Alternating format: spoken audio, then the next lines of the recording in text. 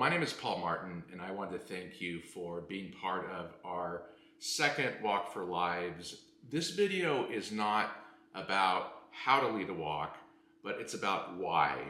You're going to get incredible tools from Jacob in the videos, but this one is foundational, and I ask that you take the time to watch it, maybe watch it a couple of times, because it's really the heart of why we're doing this, where Jacob's going to talk about, the brains of how to pull it off.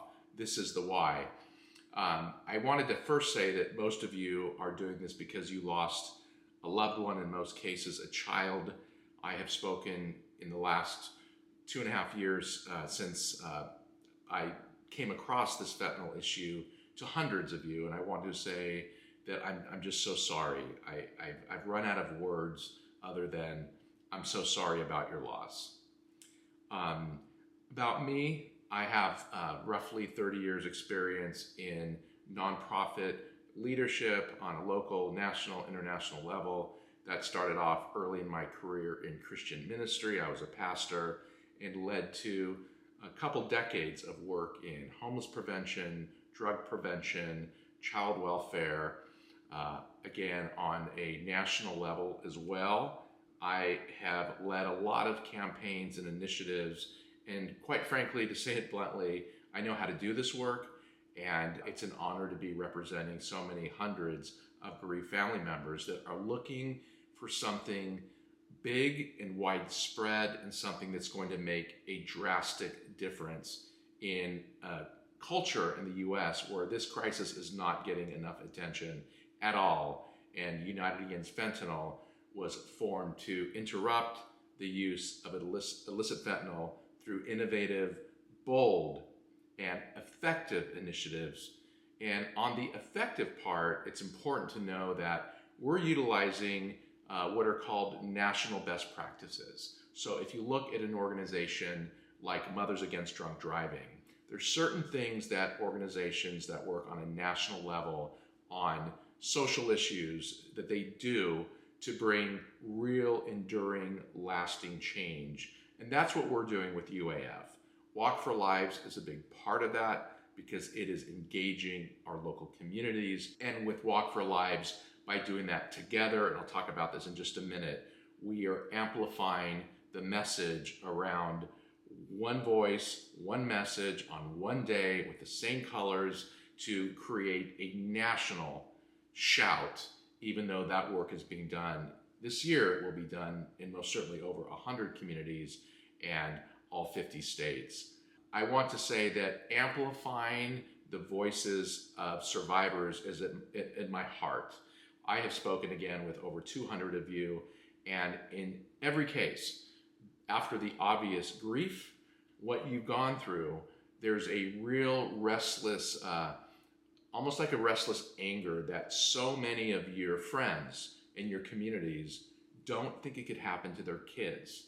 And I've heard this over and over and over and over. It is the most important, pressing issue in your hearts after the obvious issue of the grief. And Walk for Lives is meant to change that, curb that, utilizing in-person interaction.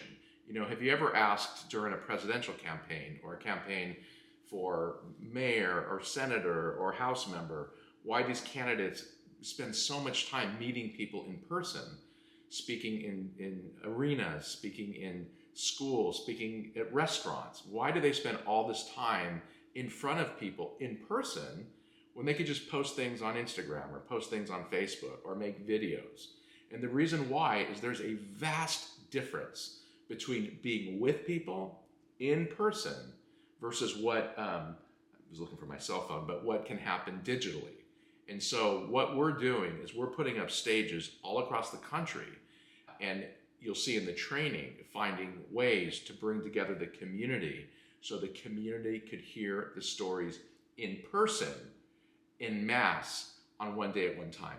I moved to Washington, D.C. in December because our work last year exploded so fast, and you'll be hearing more and more about our policy work because, of course, our grassroots work around the country is being kind of fused together with policy laws. that need to change. And they're going to change when our elected officials hear from their constituents, and we'll talk more about that another time.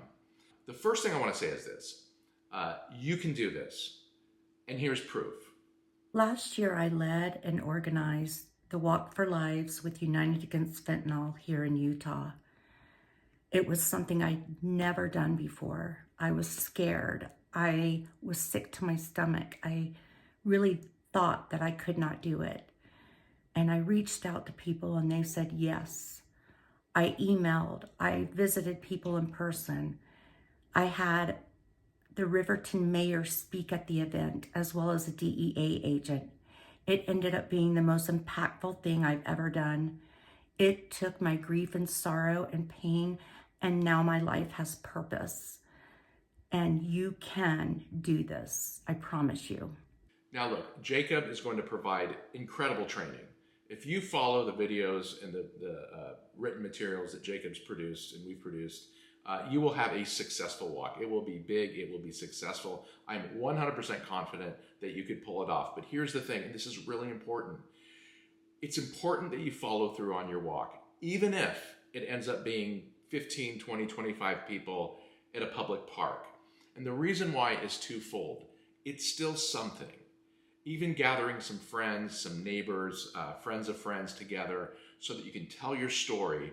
You get a couple people to speak from mental health, addiction specialist, law enforcement.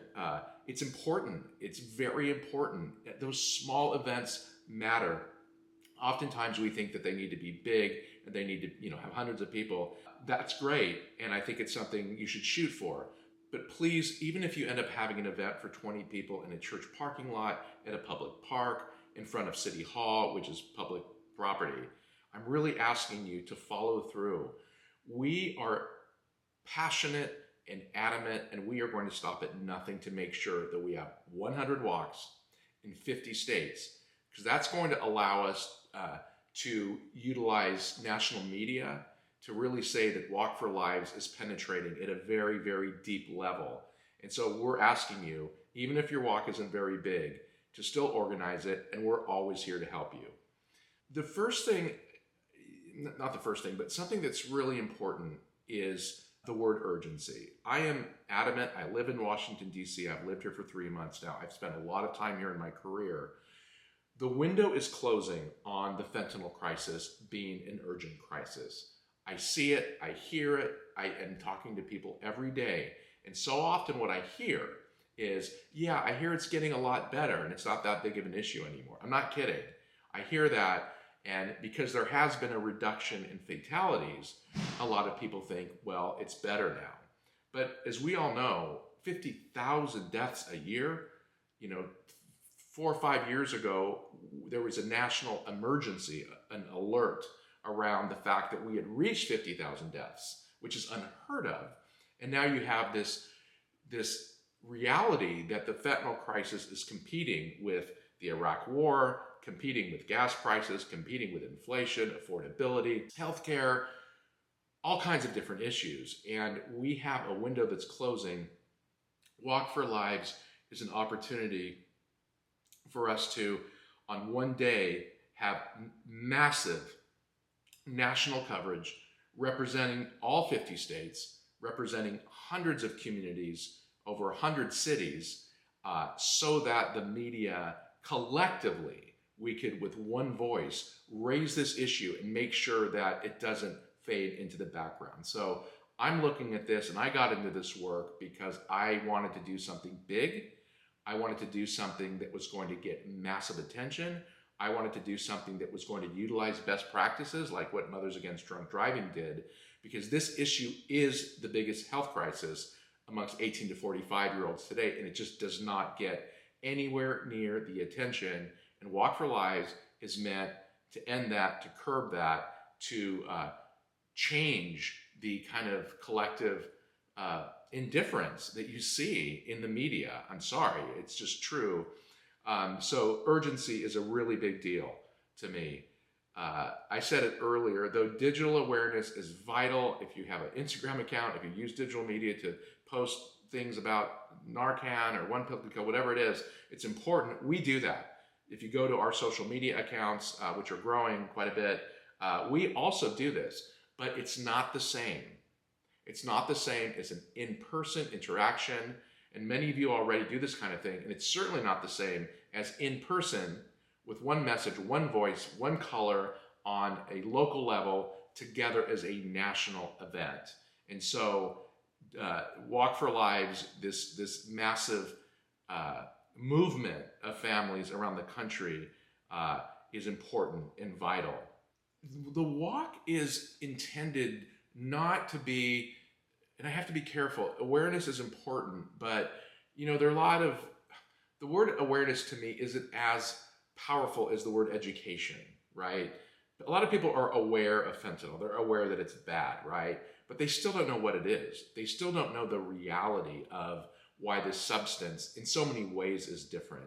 And so what Walk for Lives is, it's a catalyst to bring, it's a force multiplier to bring together different players, if you will, in law enforcement, DEA, who we're doing a lot of work with, as you know, mental health, addiction, schools, faith communities. It's an opportunity driven by the parents or family members, mothers in most cases, to use their voices in their communities to bring together these agencies, bring together these groups who then bring others with them.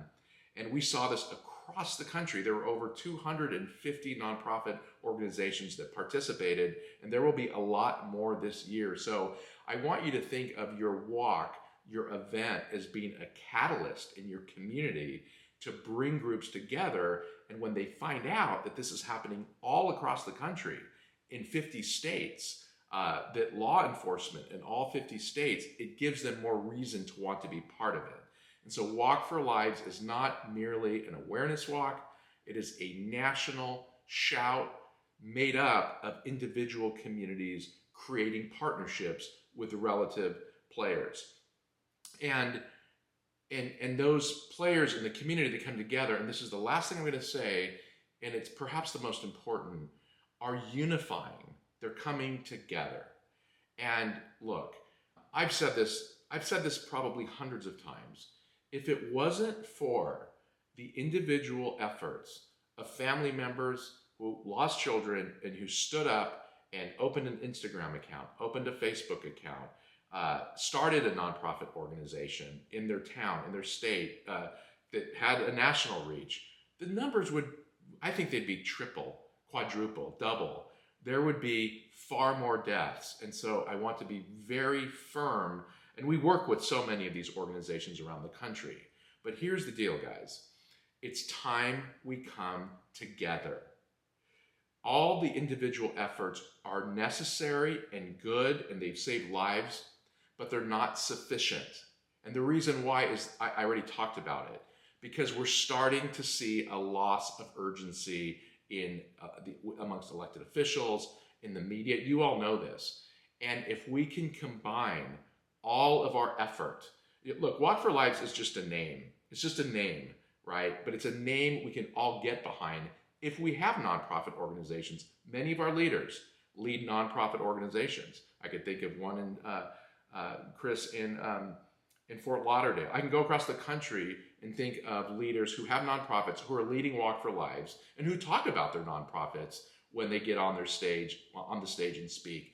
But unity is vital right now. It is time that we come together as one voice with one message under one banner and proclaim that this issue has to stop. Because the alternative is a continuation of individual efforts, but without one unifying event, unifying message. And we're at that stage.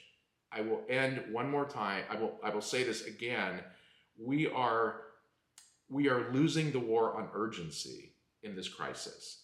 And Walk for Lives, united against fentanyl, is meant to bring people together, bring organizations together, bring